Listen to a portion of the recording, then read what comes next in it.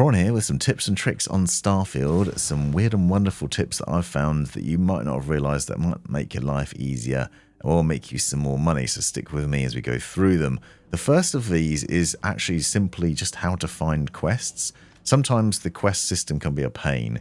If you've got a long list of quests that you've accepted, but you're trying to get to a specific one, it can be confusing because you'll see multiple sort of markers in the distance. Now, if you use your scanner and look at the floor, you'll actually find there's arrows pointing at the quest you've selected to show you the direction you need to go in. This can be really handy if you're on a planet or some other location where there's multiple different points in the distance, but you want to go to a specific one, so it will work in various places.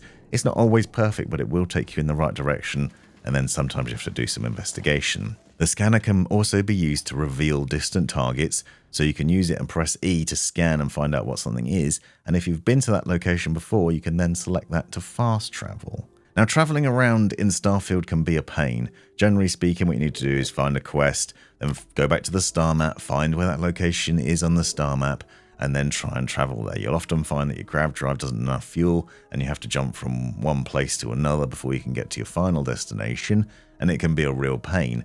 Obviously, space travel is a bit of a hassle, so you have to be on your ship, you have to take off, you have to set a course, you have to do all these other things and leap to various different places, and it can take time, and it is a bit fiddly, and it's not a great user experience. But if you'd rather make things a bit quicker and optimize your journey, there's good news because you can do it. So if you head over to the quest menu by pressing L, you can then essentially just find the location of where you need to go next. So select the quest you want, and then you'll see there's a button to set course down the bottom. So if you press that, that will automatically take you to the right place on the map without all the other steps, and then you can just set off immediately. And you can do this when you're not even in your ship. So if you're in a planet, as long as you're not overloaded, you can shoot straight there. Once there, you'll also find that you can see different ships and maybe spaceports nearby. Press E to lock onto each of them and cycle between the nearest ones, and then you can do other actions like hailing or docking them. This isn't always obvious and it can be a bit fiddly. I found, for example, docking on a station, you have to be within 500-meter range, so you basically got to get pretty close before that action pops up. But once you've done that, you can then talk to various ships in the vicinity, even if it's not a quest one, and you can sell stuff or buy stuff from them, and then you can also engage in piracy or other actions if you want to. So there's plenty of different options available to you here as well, so lots of different things that you can do there. Another hidden treat of Starfield comes in the form of bonus leaflets. So if you're a massive hoarder and like to loot everything in sight like I do, then you might have come across bonus leaflets which give you benefits. So you can see here, for example, I found one which gives me more bonus damage at night time, increasing weapon damage by 5%. Look around the world and you'll find a variety of these just knocking around, so it really pays off to be loot hungry. You can see this one increases EM weapon damage by 5%, so look out for these. They don't weigh anything, just carry them, and then you can get on and enjoy some extra bonus benefits. The other thing I like to steal a lot of is books. And you can basically find books everywhere, and it is worth stealing because you can sell them to various vendors. But if you head over to Aquila, you'll find that there's a bookshop there where you can not only steal books and buy and sell them to the vendor in there, but you can also make even more money if you happen to have stolen the right books. So the bookstore owner really likes old Earth books. So if you've managed to collect some old Earth books, you can sell them to her for a bonus amount of money. As you can see, I just sold a book for 2,000 credits, for example, and basically you can just repeat that process. So when you've been picking up loads of books, just make sure to revisit her because you can churn through loads of extra credits there quite easily. Now, in terms of stealing things, it's pretty easy to game the system a little bit here. So obviously in this shop you can buy various different helmets, guns and other materials, and you also have the option to steal. But if you're sneaky, you'll probably get spotted still because this stuff is in the middle of the shop with basically civilians nearby and the shopkeeper. But one of the things you can do is take a knife and basically just stab all the items off the shelves. The idea here is what we're going to do is basically use our body to gently and carefully push the things out of the room into a different spot where you can then steal them out of view.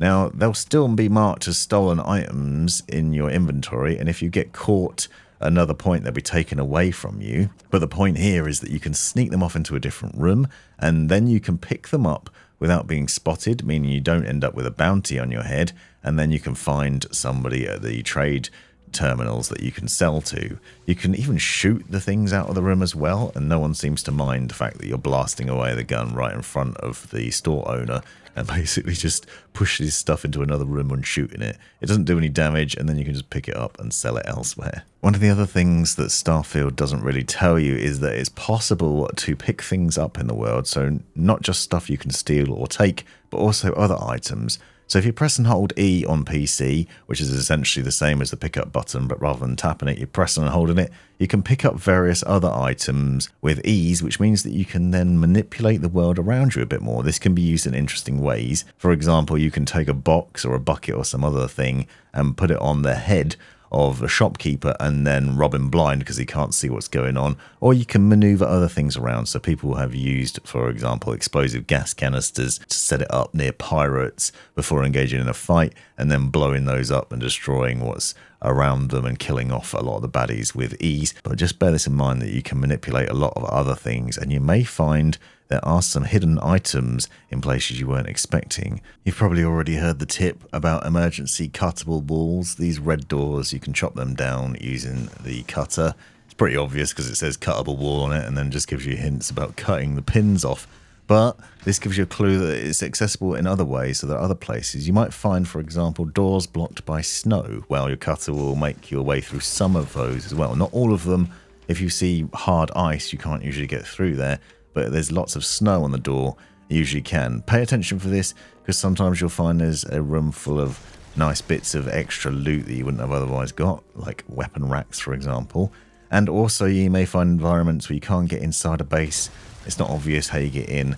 Blow up a canister, suddenly a snow wall is destroyed, and you can then access an underground lab, for example. If you're like me and you've been stealing everything in sight because you want to make as much money as possible, obviously you can go to certain traders in the world and sell those goods. But what if you want to have something, then you've stolen it and you want to keep hold of it, but you're worried that you've got a bounty in your head and therefore you're going to get arrested, and when you do, they'll take the things away? Well, the good news is what you can do is you can sell those items to the trader, and then you can buy them again, and they'll no longer be marked as stolen. Now, this is obviously quite a specific thing, but if you have a bunch of things that you particularly want to hold on to, then you can do this. I, for example, really wanted some fire extinguishers, so I've been going around stealing a lot of fire extinguishers, and the reason for that will come clear later. So I sold them all to the vendor, and then when I went back through to look at his list of things that you could buy, I discovered that the mark for stolen item was no longer there. So basically this makes the item look like you've got it legitimately, even though all you've done is sold it to a vendor, then bought it back again. You will make a loss, obviously, but if you want items for some reason, you can do this. Another thing that Starfield doesn't make easy is switching between weapons. Now, if you go into your inventory, you can obviously select a weapon and equip it. But if you look, you'll see that there's also a button to favorite a weapon as well. So you can click to mark it as a favorite, and then you can put it in the quick wheel where you basically press Q on PC or a directional button on the controller, and then you can switch to those different weapons. So you can set your weapons into this favorite position and easily switch between them. You can also do this with items too, so this makes life a little easier. When it comes to lockpicking, I recommend buying as many digipicks as possible. When you get into the lockpicking mechanics, though, it's quite interesting. So if you go through the various digipicks before you start, you'll see the colour of the rings change. Now, if you note, you'll find some where all of the rings light up blue. This means that the digipick you're using will work on that layer. What I tend to do is find the one that only works on the ring you're selected at the moment and not the inner ones. That way you can make sure that you're not using one that you'll need in the future.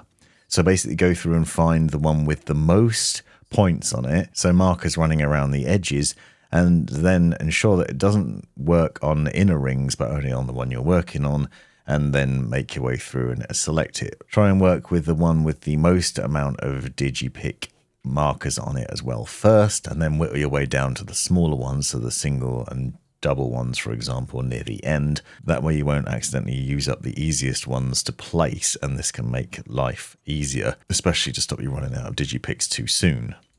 Now, if you're a massive kleptomaniac like me and you like to steal everything in sight, then you may well be getting fed up with running out of inventory space and being over encumbered. There are some benefits to that where you can up some of your skills by being overweight, but there are some simple things that you can do to combat it as well. I noticed, for example, that I was overweight heftily and I couldn't work out why. You can sort your inventory so you can see how much weight there is, and then I found I had 12 guns. So it wasn't immediately obvious in the UI, but I was holding on to 12 guns by accident. Obviously, I could sell those for profit, but just hefting them around is not ideal. Now, you can pass stuff off to your companions like Vasco and get him to carry stuff. That's one way of doing it. The other way is to obviously bung stuff onto your ship whenever possible. But take care as well while you're doing this, because it is possible to just end up with too much of one thing in your own inventory. Sometimes hidden under all or miscellaneous, you might find something like ship parts, which you definitely don't need in your pockets because they will weigh you down, so put them on the ship. Now, when you get skill points, I'd recommend upgrading the weightlifting perk under the physical section. That, combined with the fitness perk, will mean that you run out of inventory space less and get less worried about oxygen usage, which can be nice. It takes some time to work your way through these lists of skills, but they can really help with just holding on to more. The other thing that helps is obviously upgrading your ship. My ship's hideous, but it's got loads of cargo down the sides, which means I can now store absolutely loads in there. And then once you do that, you can then just sell to everybody once you get to a port.